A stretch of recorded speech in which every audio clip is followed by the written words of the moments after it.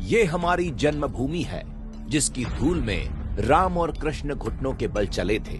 यदि हमें स्वर्ग से बढ़कर अपनी मातृभूमि के लिए कष्ट सहने पड़ते हैं, तो क्या ये प्रसन्नता का विषय नहीं है?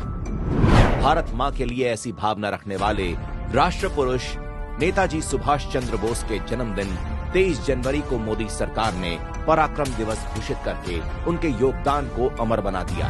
भारत के महानायक जिन्होंने स्वतंत्र भारत का सपना देखा और उसे साकार करने के लिए आजाद हिंद फौज का निर्माण किया, लेकिन देश के ऐसे महान सपूत को सम्मान देने के बजाय नेहरू ने अपना प्रतिद्वंदी मानकर न सिर्फ उनका अपमान किया, बल्कि आजादी के 60 सालों तक नेताजी सुभाष चंद्र बोस की विरासत कांग्रेसी इतिहास के पन्नों में धूल खाती रही।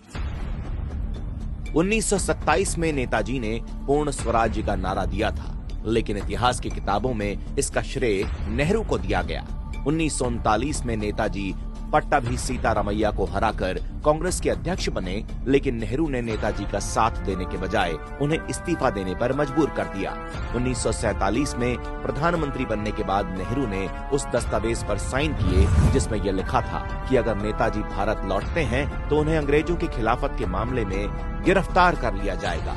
इतना ही नहीं, 1948 से 1968 तक नेहरू सरकार ने नेताजी और उनके परिवार की एक आतंकवादी की तरह जासूसी करवाई और नेताजी से जुड़े महत्वपूर्ण दस्तावेजों को दशकों तक जनता से छिपाए रखा, ताकि कांग्रेस का सच उजागर न हो जाए।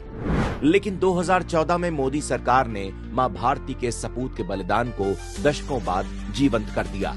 2015 में मोदी सरकार ने नेताजी से जुड़ी 100 गोपनीय फाइलें सार्वजनिक की, ताकि देश कांग्रेस का सच जान सके।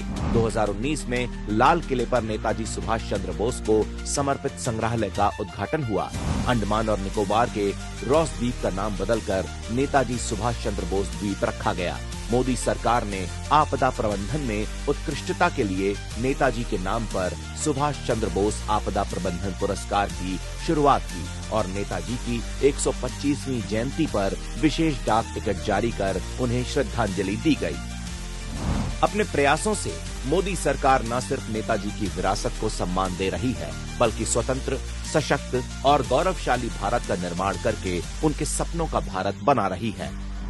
भारत के राष्ट्र नायक नेताजी सुभाष चंद्र बोस जी की जन्म जयंती पर शत शत नमन।